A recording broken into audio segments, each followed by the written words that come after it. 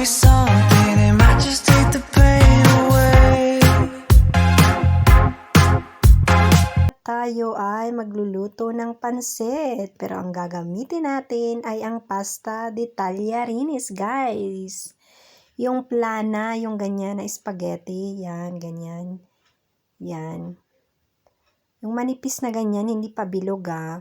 So, gagamit tayo ng 500 grams na pansit na gagawin natin. So, ito na nga at inilagay ko na dahil mainit na yung tubig na ating ilalagay yung pasta. Yan, ganyan kanipis yan guys, ha.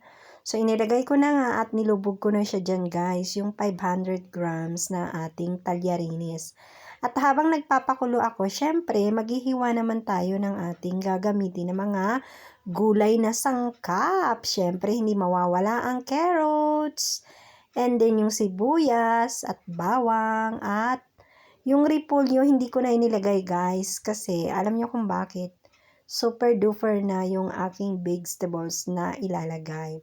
So sabi ko gagamitin ko na lang yun sa another na gumawa ako ng ibang putahe or ibang pagkain. So ito na nga yung aking kalabasin. Kasama din natin yung green na yan.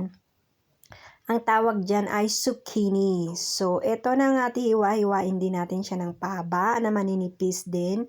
Kagaya nung ating carrots na ginawa, guys. Okay? So, ganyan. So, pahaba-haba na ganyan yung pang-pansit talaga. Dahil wala tayong Baguio beans. Ito lang ang ating mga ingredients na gulay na pwede naman talagang isahog at napakasarap. So, ito na nga at natapos na nating hiwain yung ating kalabasin at hiwain naman natin ngayon ang ating sibuyas guys. Pa-kwadra-kwadrado lang to guys, okay?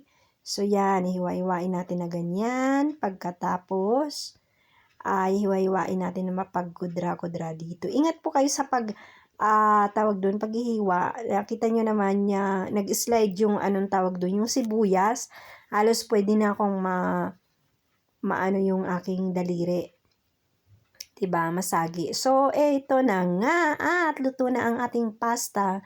8 minutes to guys, yung ating pasta ha. Hindi naman siya sobrang luto at hindi rin naman sobrang nakalimutan ko yung tawag guys. Yung ganun. Yung, eto na nga at ilalagay na natin yung ating kawali at nilagyan na natin ng ating asayte or mantika na mainit na at inilagay na natin yung sibuyas at pagkatapos yung ating carrots. And then, halo-haluin natin. Pagkatapos takpan natin para maluto na kaagad yung ating carrots. Kasi guys, alam niyo naman na matagal maluto ang carrots dahil matigas siya, diba yan? So, kung alam niyo nang medyo ano na siya talaga, 2 minutes, mga 2 minutes, pwede, luto na yan. Ilagay naman natin yung zucchini. Yan, yung kalabasin. Yan. Tapos takpan natin. At pag another 2 minutes ulit, yan. Ganyan ang resulta niyan, guys. Medyo luto-luto na siya ng konti.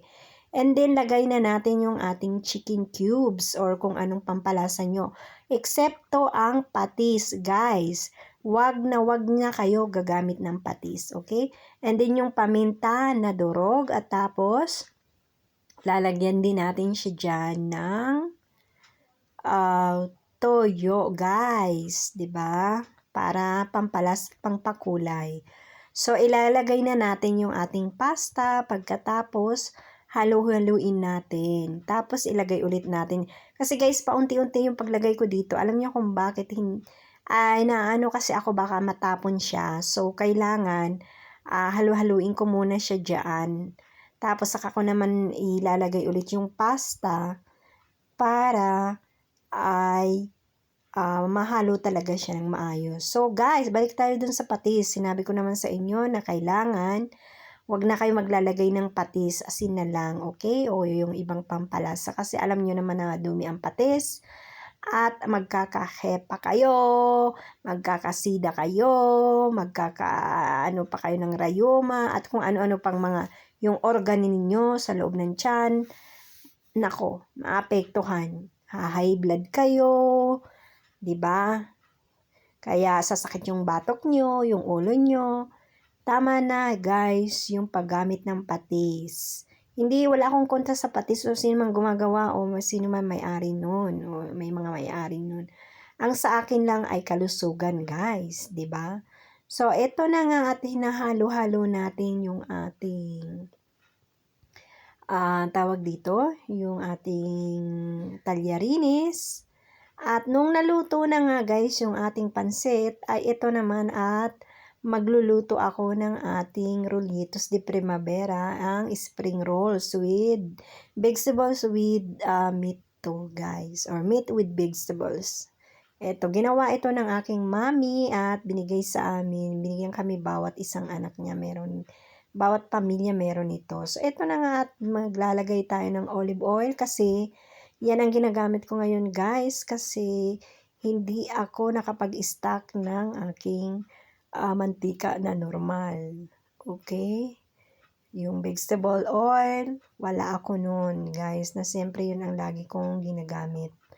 Pero alam nyo naman kasi ang olive oil madali siyang masunog kaya takot akong gamitin to sa pagpiprito lagi kasi alam nyo naman pag ito ay nasunog na, madali kasi siyang masunog, alam nyo na green na nga ang kulay, pagkatapos paiinitin pa natin ng paulit-ulit, so pwede to magka-cancer. Bawat ng kinakain natin na may itim guys, unti-unti din tayong nilalason yung katawan natin. Take note nakaka-cancer po ang lahat ng mga kinakain natin na nasusunog yung sa carbon. Okay? Kaya ingat-ingat din po kayo sa pagba-barbecue. Kain kayo ng kain ng barbecue. Ingat din po dahil yung grasa. Tapos nasusunog din, di ba? Kagaya nitong aside ng oliba. Napaka-healthy niya sa katawan guys. Bawat araw-araw uminom kayo isang kutsarita, kagaya ng cider vinegar, ganun din po. Pangpaganda din sa katawan, 'di ba? Ang bawang, antioxidant. Pag may kayo ng sausawan, imbis patis, toyo at saka suka na madami, lagyan nyo ng kalamansi or bawang, sili. Nako, grabe guys. Antioxidant ang bawang, kaya napaka-healthy po niyan. At kapag masakit ang ulo ninyo, pwede kayong kumagat, ngumuya, lunukin ninyo, mag-inom kayo ng tubig, mawawala ka agad yung ng batok ninyo. Tsaka pampalow blood, pampababa ng nerbiyos sa katawan, at tsaka yung high blood natin. Okay? So, ito na nga at luto na at tinahango na natin yung ating unang batch dahil meron pa tayong pangalawang batch na ating lulutuin ng ating rollitos or spring rolls guys. Kasi nga po, inubos na namin kasi yun, paborito namin tong anak ko. Ito, 'di ba? Hindi naman kasi siya sobrang laki guys, maliliit lang siya, mini kumbaga. Kasi nga, tingnan nyo naman yung isang bandihang maliit na ganun, di ba? Ang dami niyan tingnan. Tingnan nyo naman yan, ang laman niya na piniparar ko. Pero okay lang guys, kasi talagang nakain namin yan dahil super duper sarap, di ba? So, eto, tinatapos ko na rin to at kakain na rin kami. 'Di ba? So guys, please kung nagustuhan niyo naman ang aking mga videos, please like and share. And then, ring the bells na rin po. And like. At syempre, salamat po sa panonood ninyo.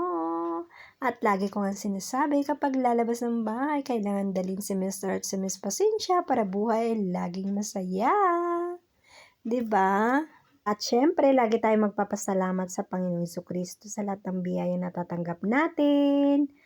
At syempre, yung ating kalusugan, pamilya, mga mahal sa buhay, at mga nagmamahal sa atin, mga kapitbahay natin, 'di ba? Yun ang importante sa pang-araw-araw natin. Na lagi tayong gabayan ng Panginoon at magpasalamat tayo, hindi man tayo humingi. Kailangan tayo magpasalamat sa lahat ng nangyayaring magaganda sa buhay natin. At kahit na yung mga mali at mga pangit na nangyayari sa atin, ay kailangan din tayo magpasalamat sa Panginoon dahil yun ang ating lakas kung bakit, 'di ba? So, bye-bye! Ingat po kayo!